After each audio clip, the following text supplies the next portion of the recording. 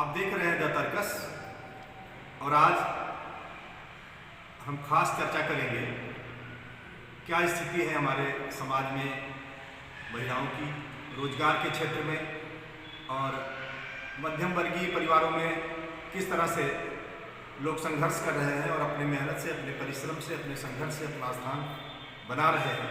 इसके लिए एक उदाहरण हमारे बीच है रीमा सिंह।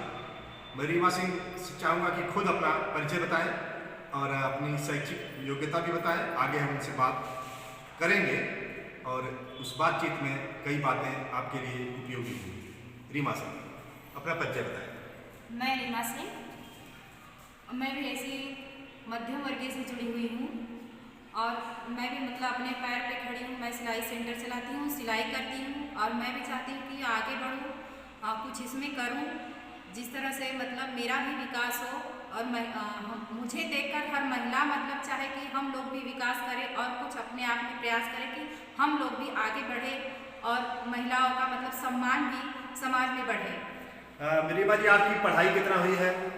हम BA किए हुए हैं सर जी। हाँ। कहाँ से? हम महाराष्ट्र से किए हैं। महाराष्ट्र में? जी सर। कुछ टेक्निकल पढ़ाई भी किया है, जैसे टेक्निक वगैरह के बारे में? टेक्निकल में यही हम सिलाई किए हैं, कंप्यूटर किए थे, कंप्यूटर में फर्स्ट डिवीजन से पास हुए हैं और उसके बाद जैसे हमको कोई पारिवारिक हमको कोई प्रोत्साहन न मिलने की वजह से हम इस सिलाई सेंटर में जुड़ गए। तो कंप्यूटर में आपने क्या क्या सीखा है? कंप्यूटर में बेसिक सीखा हुआ था और उसके बाद बीच में स्टॉप कर दिए।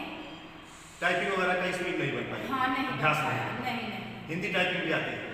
जी आती थी, अब तो एक्सपीरियंस उसका खत्म हो गया है, लेकिन ज़्यादातर हम इसी सिलाई सेंटर से जुड़ना चाह रहे थे कि क्या पता, हमें लगा कि हम इसी से आगे बढ़ जाएं। तो सिलाई में आपने कितने दिन से काम शुरू किया है? सिलाई में हम ये शुरू से ही 4-5 साल हो गए हैं। आपका क्या अनुभव रहा? जो आप चाहती थी वो कुछ सुकून मिल रहा है कि अभी संघर्ष जारी है?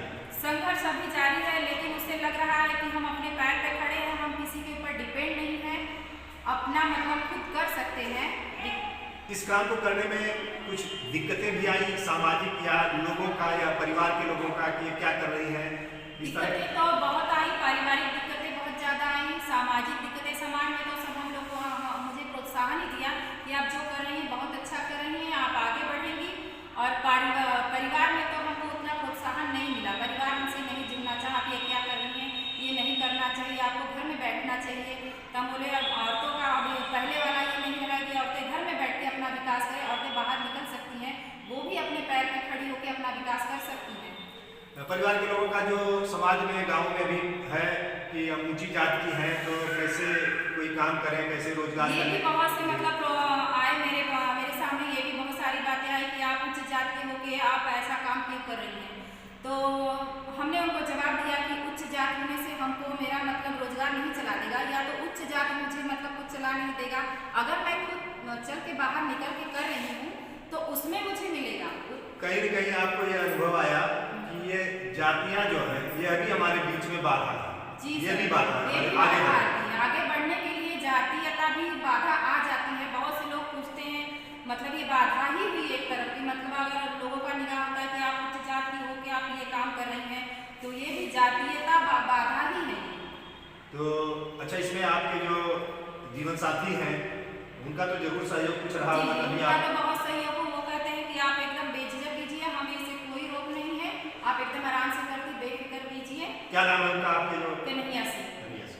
कन्हैया सिंह क्या कर रहे हैं?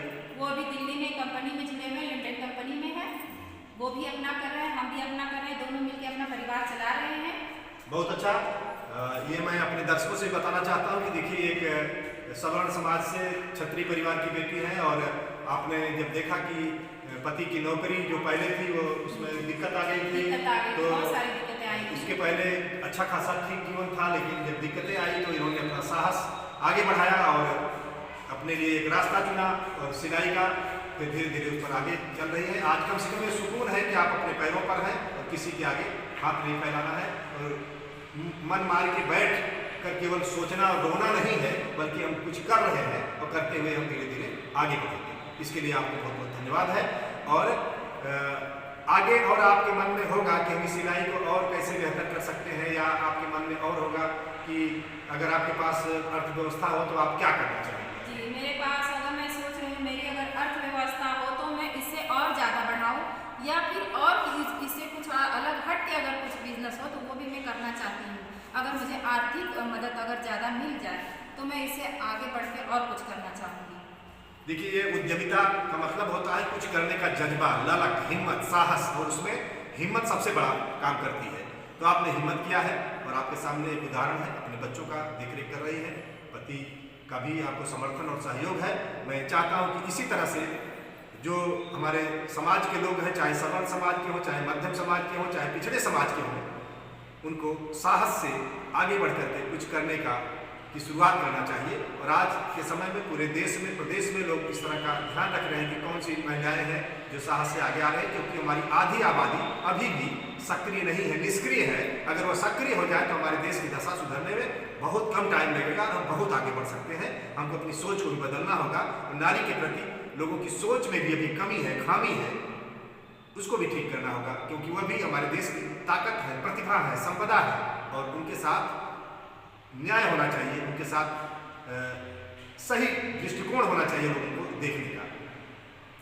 आपसे मैं एक सवाल पूछूंगा कि बेटा पैदा होता है तो लोग बहुत खुश होते हैं, जी, बेटी पैदा होती है तो सोहर नहीं गाई जाती, घर नहीं गाई जाती। मिठाई भी बहुत इक्के दुक्के लोग बांटते हैं, बहुत कम लोग बांटते हैं। इस पर आप क्या राय है? इस पर मेरी राय है कि ये समाज में बहुत गलत काम है। क्या बेटी भी मतलब बेटा की जगह बेटी भी ले सकती है? आज बेटा और बेटी का मतलब कोई ये नहीं रहा, समान दोनों है। अगर हर परिवार समझे कि बेटा बेटी मेरे लिए समान है तो बेटी के पैदा होने के बाद भी उतनी ही खुशी लोगों को मनानी चाहिए, मेरा ख्याल है। बिल्कुल सही ख्याल है, और कई उदाहरण ऐसे हैं।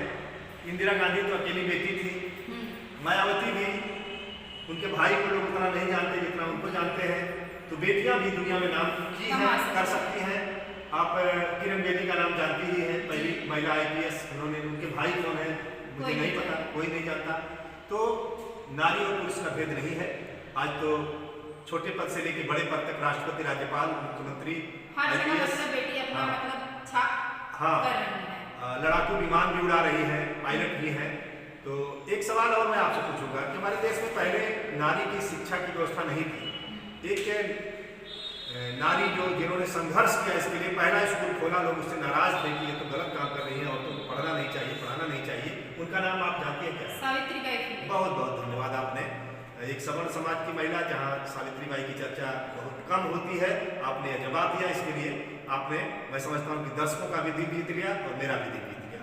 आपको बहुत बहुत धन्यवाद है कि आप सावित्रीबाई फुले की तस्वीर आपके कमरे में नहीं होगी, नहीं सर, मैं आपको उपलब्ध कराऊंगा महापुरुषों की तस्वीर और सावित्रीबाई फुले की स्पेशल, क्योंकि वह हर नारी को जानना चाहिए। जो नहीं जानती वो समझिए कि कहीं न कहीं ये बहुत बड़ी कमी है कि हम उनको जरूर जानें, जो एक तरह से नारियों की उद्धार करता है, जिन्होंने शिक्षा का दरवाजा खोला और अपने समय में 17 विद्यालय खोले, सारे विरोधों और तमाम प्रताड़नाओं के बावजूद। तो रीमा सिंह जी, मैं आपको बहुत बहुत धन्यवाद देता हूँ और उम्मीद करता हूँ कि आप आने वाली अपनी ज़िंदगी में कुछ बड़ा करेंगी, बड़ा दिखाएंगी। अभी तो आप अपने पैरों पर खड़ी हो रही है, लेकिन आगे आने वाले समय में मैं देख पा रहा हूँ कि आप सैकड़ों लोगों को भी अपने पैर पर खड़े करने का काम करेंगे। बहुत धन्यवाद। और आपने आज हमको समय दिया, हमसे बात किया, और हमारे दर्शकों को भी शायद जरूर कुछ साहस पैदा हुआ होगा कि जब आपने अपने को बेसहारा महसूस किया, खुद चल पड़ी, और चल पड़ी तो रास्ता बन गया, और रास्ता बन गया तो आगे कारवां भी बनेगा और कई लोग आपसे सीख करके काम करेंगे। एक रोजगार, एक उद्यमिता और एक उद्यम के क्षेत्र में आपका नाम होगा। आप एक इस तरह की प्रमाण बनी है, उदाहरण बनी है, और इसके लिए आपको धन्यवाद।